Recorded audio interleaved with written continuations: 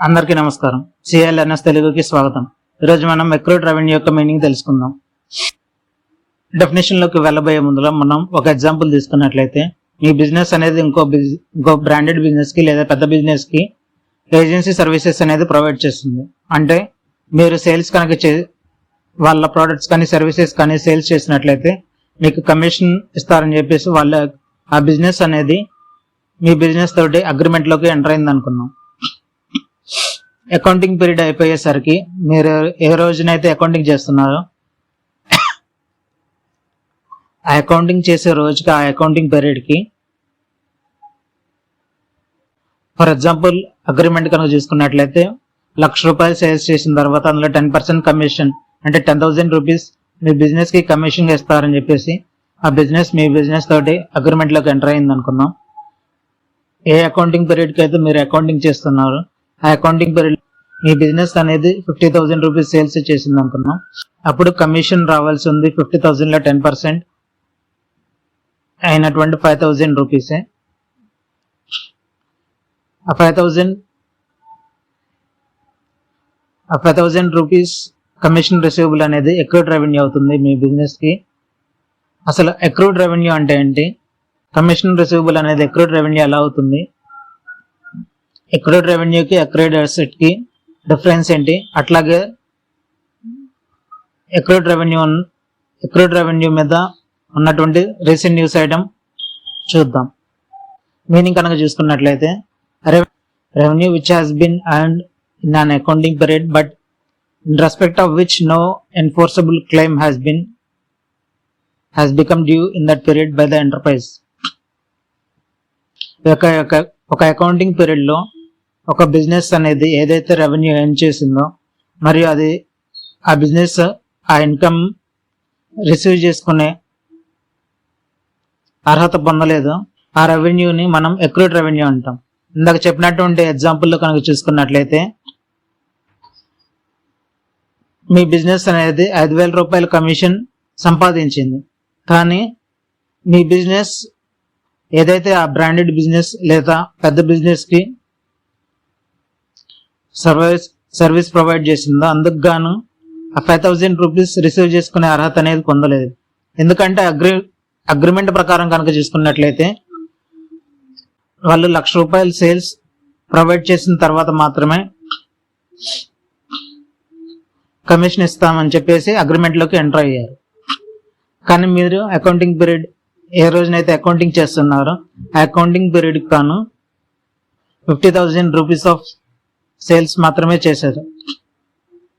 కాబట్టి ఆ 5,000 రూపీస్ ఏదైతే కమిషన్ మీ బిజినెస్ కి రావాల్సి ఉందో ఆ కమిషన్ రిసీవబుల్ ఏదైతే ఉందో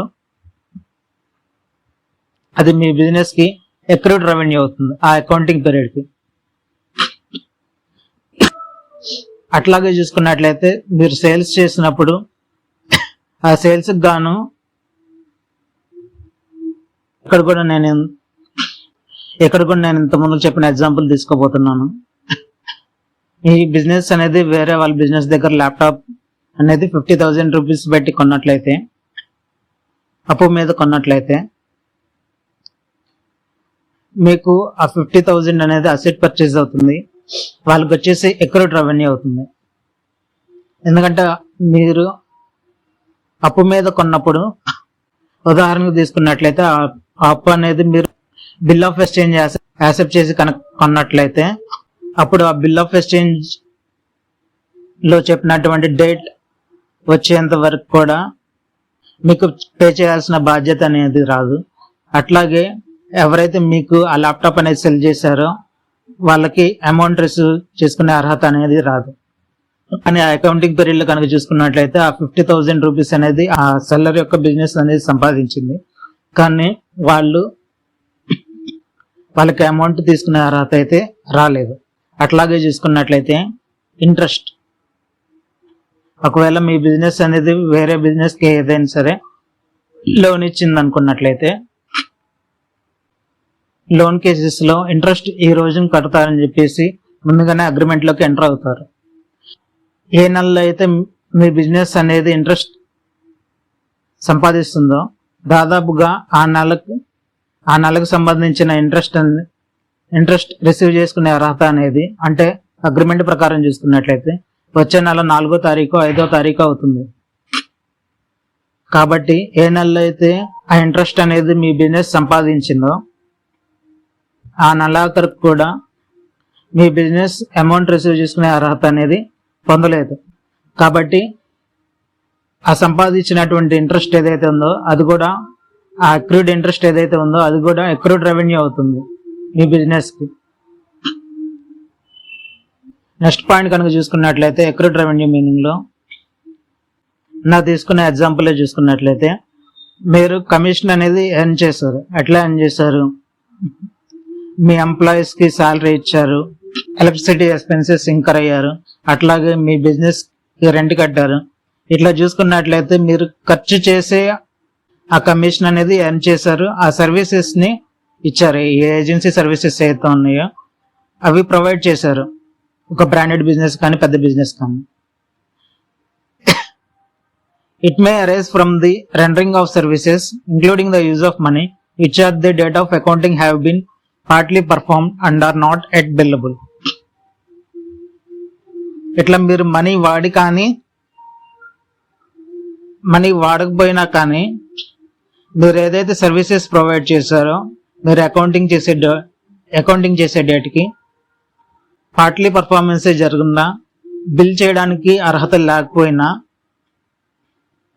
దాని ద్వారా వచ్చినటువంటి రెవెన్యూ ఏదైతే సంపాదించిందో మీ బిజినెస్ అనేది, ఆ రెవెన్యూని కూడా మనం అక్రూడ్ రెవెన్యూ కింద పరిగణించవచ్చు. నాకు చెప్పిన ఎగ్జాంపుల్లో 50,000 రూపాయలు సేల్స్ చేయడం అనే అమౌంట్, దాని ద్వారా వచ్చినటువంటి 5,000 అమౌంట్ అనేది పార్ట్లీ పర్ఫార్మెన్స్ జరిగింది సర్వీస్ అనేది. అట్లాగే మీరు ఖర్చు చేశారు ఆ సర్వీస్ ప్రొవైడ్ చేయడానికి, మరియు అది బిల్ చేయడానికి అర్హత పొందినటువంటి అమౌంట్ కాదు. కాబట్టి ఈ 3 కండిషన్స్ ఫిల్ అయినాయి. కాబట్టి ఈ 5,000 కమిషన్ అనేది మీ బిజినెస్కి అక్రూడ్ కమిషన్ అవుతుంది.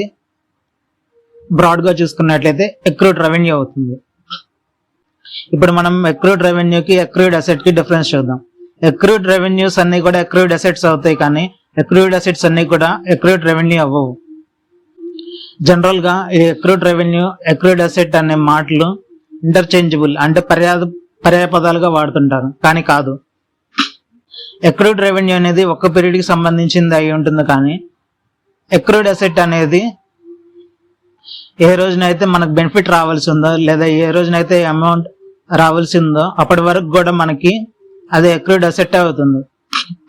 ఎగ్జాంపుల్ కనుక చూసుకున్నట్లయితే కమిషన్ రిసీవబుల్ కానీ ఇంట్రెస్ట్ రిసీవబుల్ కానీ చూసుకున్నట్లయితే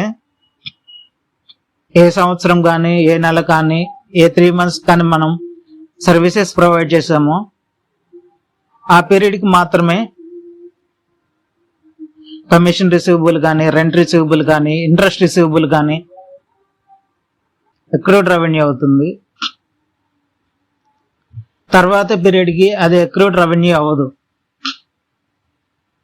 ఈ డెఫినేషన్ ప్రకారం చూసుకున్నట్లయితే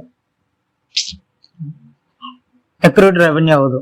కానీ ఏ పీరియడ్లో అయితే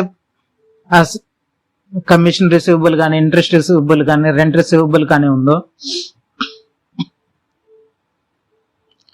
అది ఏ పీరియడ్లో అయితే మీ బిజినెస్ అనేది ఎండ్ చేసిందో ఆ పీరియడ్కి, మరియు ఏ రోజునైతే అమౌంట్ వస్తుందో లేదా ఏ రోజునైతే ఎకనామిక్ బెనిఫిట్ వస్తుందో,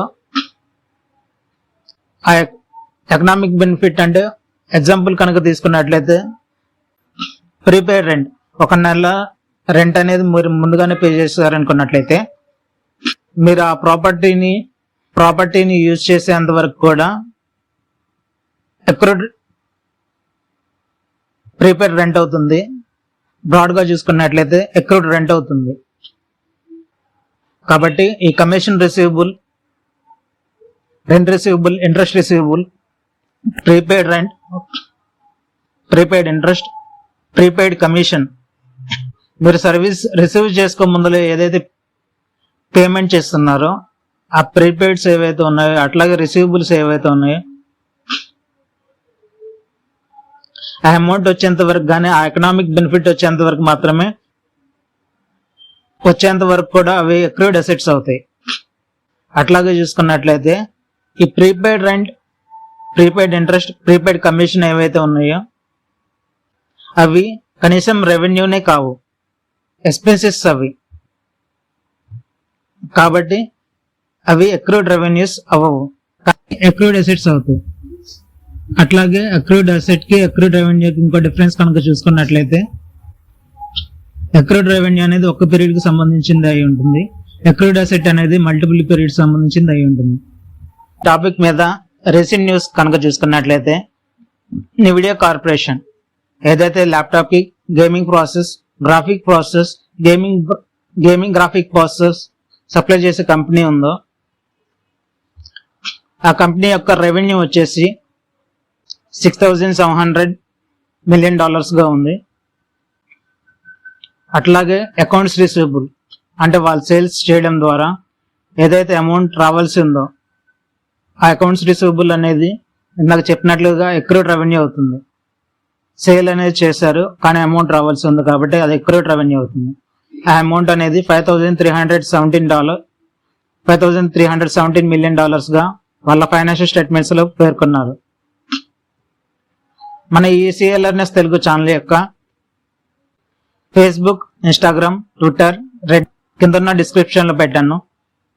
అక్కడి నుంచి